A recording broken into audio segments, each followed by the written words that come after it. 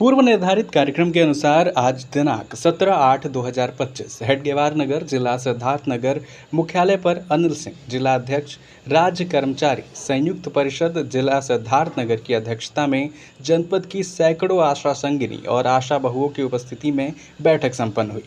बैठक की अध्यक्षता करते हुए अनिल सिंह ने कहा कि आज जनपद की आशाओं के लगातार संघर्ष के कारण पूरे प्रदेश में मार्च माह का वेतन आ गया है। बैठक में यह निर्णय लिया गया कि अपन प्रोत्साहन राशि जिसमें टीबी उन्मूलन, जननी सुरक्षा योजना, मातृत्व वंदन योजना और टीबी उन्मूलन आदि योजनाओं के मद्देनजर रखते हुए औषधि आदि मदों में बकाये हेतु एक वृद्ध आंदोलन किया जाएगा। बैठक में सर्वसम्मत से एक संघर्ष समिति विभिन्न अस्पतालों की 21 आशा बहुओं की बनाई गई, जो जनपद के सभी सामुदायिक स्वास्थ्य केंद्रों में हो रहे आशा संगिनी के विभिन्न मतों में बकाया प्रोत्साहन राशि को पता करके मुख्यमंत्री उत्तर प्रदेश सरकार को भेजने का कार्य करेंगी। सर्व समस्या उपस्थित आशा बहु ने मार्च माह का बकाया बजट दिलाने के लिए शिक्षक विधायक माननीय ध्रुव कुमार त्रिपाठी जी एवं संरक्षक अनिल सिंह को बधाई दिया।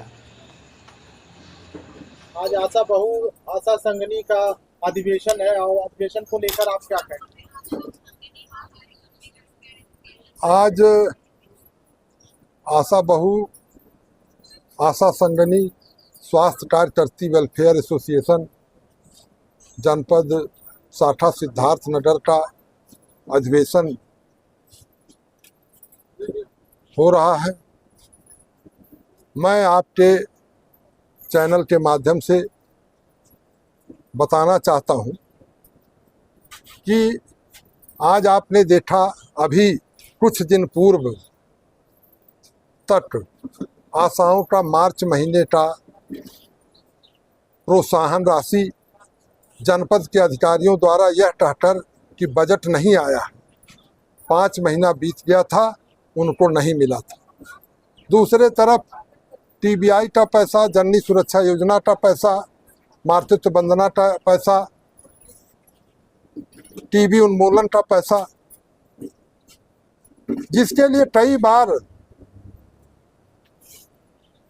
चूंकि मैं राज्य कर्मचारी संयुक्त परिषद का जिला अध्यक्ष हूं और आशा बहु वेलफेयर एसोसिएशन का मैं संरक्षक हूं, मैंने जनपद के सभी अधिकारियों से इस बात को कहा कि चाहे वो जननी सुरक्षा योजना का पैसा हो, चाहे मार्च महीने का पैसा हो, टीबीआई का पैसा हो, टीबी उन्मूलन का पैसा हो, प्रधानमंत्री मातृत्व वंदना योजना का पैसा हो, नसबंदी का पैसा हो,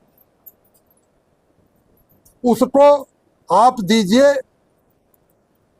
न देने से आशाओं को तो आर्थिक संकट का सामना करना ही पड़ रहा है, लेकिन क्षेत्र में सरकार की भी छवि धूमिल हो रही है। और आज स्थिति यह है, मैं आपको बताऊं कि जब 31 तारीख को धरना हुआ और 31 तारीख के धरने में सैकड़ों आशा बहु और आशा संगनियों ने कलेक्ट्रेट में माननीय मुख्यमंत्री जी को इसलिए ज्ञापन देना चाहा कि जब यहाँ का अधिकारी ये कह रहा है कि बजट सरकार द्वारा नहीं दिया जा रहा, तो ये हुआ कि इसको चल के हम लोग मुख्यमंत्री जी को बतावें। और उसके लिए एक दिन पहले जिला प्रशासन को, पुलिस प्रशासन को, सीएमओ को, सबको सूचित कर दिया गया कि जनपद की आशा बहियां और आशा संगनी 31 तारीख को 3 बजे ज्ञापन देंगी जिला अधिकारी महोदय को। लेकिन आपको मैं बताऊं कि 3 बजे तक कोई अधिकारी नहीं आया और 3 बजे के बाद यह अधिकारियों ने कहा कि हम 4 बजे से पहले नहीं दे पाए, हम ज्ञापन नहीं ले पाएंगे। क्योंकि आशा बहुओं को दूर दूर जाना था, इसलिए यह निर्णय हुआ कि चलिए हम लोग सीएमओ को ज्ञापन दें।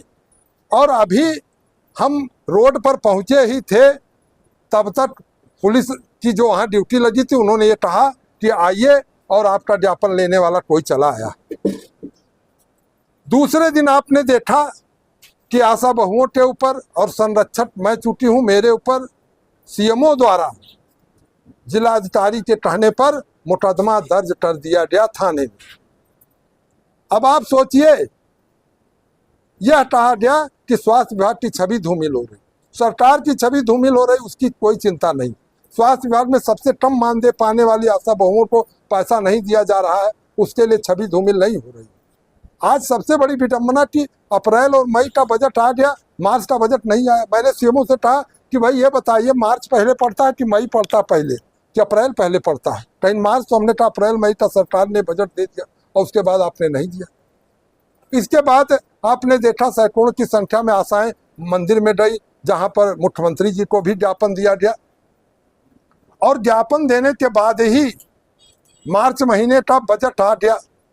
अब आप सोचिए, मार्च महीने का बजट आ गया और आशाओं के खाते में 3-3, 4-4 हजार रुपए चले गए। राज्यांश का पैसा जो रुका हुआ था वो चला गया। अब मैं आपके चैनल के माध्यम से मैं जनपद के अधिकारियों से पूछना चाहता हूं कि आज तक बजट नहीं था, यदि उन्होंने ज्ञापन दिया और धरना दिया तो उसके बाद बजट आया, तो निश्चित रूप से कहीं ना कहीं उन्होंने यदि अपने हक के लिए आवाज उठाया तो यह तो नाजायज नहीं।